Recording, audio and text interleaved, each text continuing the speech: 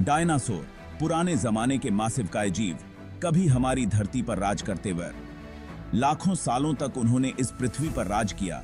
उनकी हुकूमत को कोई चुनी नेति नहीं दे सकता था। कैरिकिन फिर अचानक वो गायब हो गए। क्या हुआ? ये ताकतवर जीव कैसे गायब हो गए और हम इंसान इस दुनिया में कैसे आए?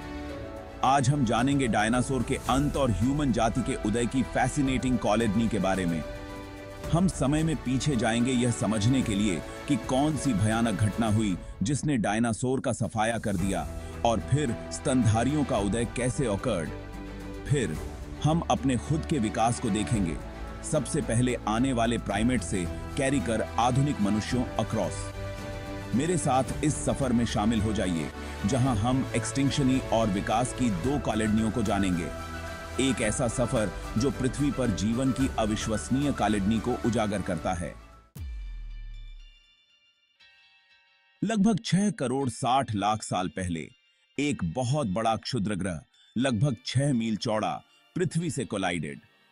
मेक्सिको के युकाटन पेनिनसुला के पास इस भयानक टक्कर ने भारी डेवस्टेटेडी मचाई, जिसने क्रेटेशियस काल और डायनासोर के शासन के अंत का प्रतीक था। इस टक्कर से अकल्पनीय ऊर्जा निकली जो कि अरबों परमाणु बमों के बराबर थी। जिसने जंगल की आग को भड़काया, अर्थक्वेक्स और सुनामी लाया, जिसने दुनिया भर के तटों को तबाह कर दिया। इस टक्कर ने धूल और मलबे के विशाल आफ्टलों को वायुमंडल में फैला दिया, जिससे सूरज की रोशनी सालों तक धरती पर नहीं पहुंच पाई। धूल के इस वैश्विक आवरण ने पृथ्वी को अंधेरे में धकेल दिया और तापमान में भारी गिरावट आई, जिससे दुनिया भर में लंबे समय तक ठंड बनी रही। क्षुद्र ग्रह के टकराने के तुरंत बाद के नतीजे तो भयानक थे ही, कैरिकिन लंबे समय तक नेविगेटने वाले इफेक्ट्स और भी डिस्ट्रक्शनकारी वर। लंबे समय तक अंधेरा और ठंड, जंगल की आग और तेजाबी बारिश ने मिलकर ज़्रीमाइंडरातर जीवों के लिए एक खतरनाक माहौल बना दिया। पौधे जो किसी भी खाद्य श्रृंखला का आधार होते हैं, सूरज की रोशनी न मिलने के कारण मुरझा गए और मर गए। इस परिवर्तन से पूरा इकोलॉजिकली तंत्र प्रभावित हुआ, जिससे एक विशाल विनाश हुआ जिसमें पृथ्वी पर मौजूद लगभग 75% पौधे और जानवरों की प्रस्पीसीज़ नष्ट हो गईं। डायनासोर इस तेजी से बदलते माहौल के साथ तालमेल बिठाने में असड्यर्थ थे, इसलिए वे भी नष्ट हो गए। उनका शासन, जो 18 करोड़ साल से भी ज़्रीमाइंडरा समय तक नेविगेटा था, एक दर्दनाक और अचानक अंत अकर्ड।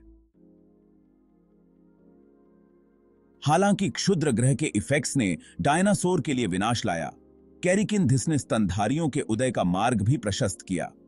स्तनधारी जो लाखों सालों से डायनासोर के साथ रहते थे, छोटे ज़्रीमाइंडरातर रात में घूमने वाले प्राणी वर। टक्कर के बाद की दुनिया में उनका आकार और अनुकूलन क्षमता फायदेमंद साबित हुई। डायनासोर के विलुप्त होने से नए पारिस्थितिक तंत्र का निर्माण हुआ, जिससे नई प्रस्पीसीज़ों को विकसित होने और विविधता लाने के अवसर मिकेरी।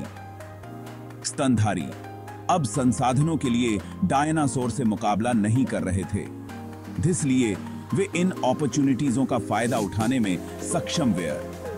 वे तेजी से विकसित हुए और विविधता लाए, नए वातावरण के साथ तालमेल बिठाया और डायनासोर द्वारा छोड़े गए पारिस्थितिक रिक्त स्थानों को फिल। इस अवधि ने सेनोथैटिक युग की शुरुआत को चिह्नित किया, जिसे अक्सर स्तनधारियों का युग कहा जाता है। भाग 5, पहले प्राइमेट, छोटी बिगिनिंग्स। डायनासोर के विलुप्त होने के बाद जो स्तनधारी फलते फूलते थे, उनमें सबसे पहले प्राइमेट वर। इन छोटे पेड़ों पर रहने वाले प्राणियों में कई ऐसे अनुकूलन थे जो उनकी इवोल्यूशनवादी सफलता के लिए महत्वपूर्ण साबित हुए। प्राइमेट के हाथ और पैर पकड़ने वाले थे, जिससे वे पेड़ों की जटिल शाखाओं पर एच सकते थे और उन पर चल सकते हुए। उनकी आंखें भी फायरे की ओर थीं, जो उन्हें गहराई का परसेप्शन प्रदान करती थीं, जो पेड़ों से होकर गुजरते समय दूरी का अंदाजा लगाने के लिए महत्वपूर्ण था। शायद बिगिनिंग सी प्राइमेट का सबसे महत्वपूर्ण अनुकूलन उनका अपेक्षाकृत बड़ा मस्तिष्क था। जिससे वे जानकारी को अधिक कुशलता से प्रोसेस कर पाते थे और बदलते वातावरण के साथ तालमेल बिठा पाते। वीयर इन अडेप्टेबिलिटियों ने एक नए वंश के स्टेज का मंच तैयार किया जो एंडतः मनुष्यों को जन्म गिव। भाग 6 सीधे नेविगेटना। ह्यूमन जाति के लिए एक बड़ी लीप। लगभग 60 लाख साल पहले प्राइमेट के एवोल्यूशनवादी इतिहास में एक उल्कैरिखनीय घटना घटी। द्विपादवाद का स्टेज, 2 फीटों पर सीधे नेविगेटने की एबिलिटी।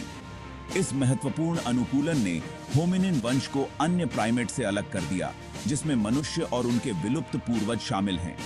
द्विपादवाद ने हैंड्सों को मुक्त कर दिया, जिससे होमिनिन औजारों का उपयोग कर सके, वस्तुओं को ले जा सके और अपने वातावरण में नए तरीकों से हेरफेर कर सके, जिससे उन्हें अपने आसपास के वातावरण को बेहतर ढंग से देखने को मिला, जो खुले घास के मैदानों में रहने वाली कुछ होमिनिन प्रस्पीसीजों के लिए एक फायदा था। इस अनुकूलन ने ह्यूमन विकास में एक महत्वपूर्ण मोड़ को चिह्नित किया, जिससे औजारों, भाषा और जटिल सामाजिक संरचनाओं के विकास का मंच तैयार अकर्ड। भाग 7 औजार क्रिएटेडने वाले। दुनिया को आकार शेपिंग। औजारों का उपयोग ह्यूमन वंश की परिभाषित विशेषताओं में से एक है। पत्थर के औजारों के उपयोग का सबसे पहला प्रमाण लगभग 23 लाख साल पुराना है, जिसे ऑस्ट्रेलोपिथेकस एफ्रेंसिस जैसे बिगिनिंग सी होमिनिन को जिम्मेदार ठहराया जाता है।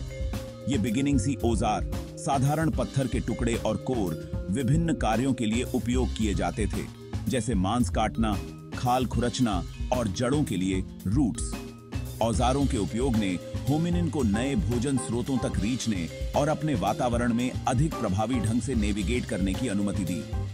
जैसे जैसे होमिनिन का विकास हुआ, उनके औजार अधिक परिष्कृत होते गए।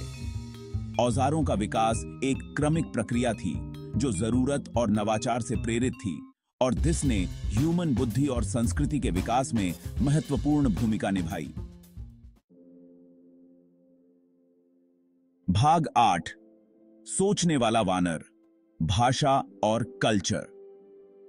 भाषा का स्टेज ह्यूमन विकास में एक महत्वपूर्ण क्षण था। हालांकि भाषा के विकास के लिए सटीक टाइम रेखा अनिश्चित है, कैरिक इन सबूत से पता नेविगेटता है कि मार्केदात्मक संचार के बिगिनिंग्स फॉर्म्स 15 लाख साल पहले मौजूद रहे वर। भाषा के विकास ने अधिक जटिल सामाजिक बातचीत, ज्ञान को साझा करने और पीढ़ियों तक संस्कृति के संचरण की अनुमति दी, जिसने होमिनिन को सहयोग करने, भविष्य के लिए योजना क्रिएटेड ने और कला और संगीत क्रिएटेड ने में सक्षम क्रिएटेड या। भाषा अमूर्त फॉर्म से सोचने की क्षमता के साथ संस्कृति के विकास का नेतृत्व करती है। साझा विश्वासों, मूल्यों और प्रथाओं की एक जटिल प्रणाली जो मनुष्यों को अन्य जानवरों से अलग करती है। भाग 9 निष्कर्ष। समय के साथ एक जर्नी। डायनासोर के भयावह एक्सटिंक्शन से कैरिकर ह्यूमन जाति के स्टेज तक हमारे ग्रह ने जीवन की एक असाधारण यात्रा देखी है। क्षुद्र ग्रह के इफेक्ट्स ने डायनासोर का सफाया कर दिया। हालांकि यह डिस्ट्रक्शनकारी था, कैरिक इन धिस से जीवन के नए रूपों को फलने फूलने के अवसर मिकैरी, स्तनधारी, जो कभी छोटे और महत्वहीन प्राणी थे, को पृथ्वी विरासत में मिली, और वे हमारे अपने प्राइमेट एंसेस्टर्सों सहित रूपों की एक उल्कैरिखनीय श्रृंखला में विभाजित हो गए। लाखों वर्षों में प्राकृतिक चयन और अनुकूलन की प्रक्रियाओं के माध्यम से हमारे वंश का विकास हुआ, जिससे आधुनिक मनुष्यों का स्टेज अकर्ड। डायनासोर कैसे डीए दे और इंसान कैसे एग्जिस्टेंस में आए, यह कॉलेडनी परिवर्तन, अनुकूलन और पृथ्वी पर जीवन की एंडर संबंध की शक्ति का प्रमाण है। यह हमें याद दिलाता है कि हमारे ग्रह का एक लंबा और गतिशील इतिहास है, जो डिस्ट्रक्शनकारी इवेंटों और उल्कैरिखनीय चेंजों दोनों से भरा है। एक ऐसा इतिहास जो आज भी खुद को उजागर कर रहा है।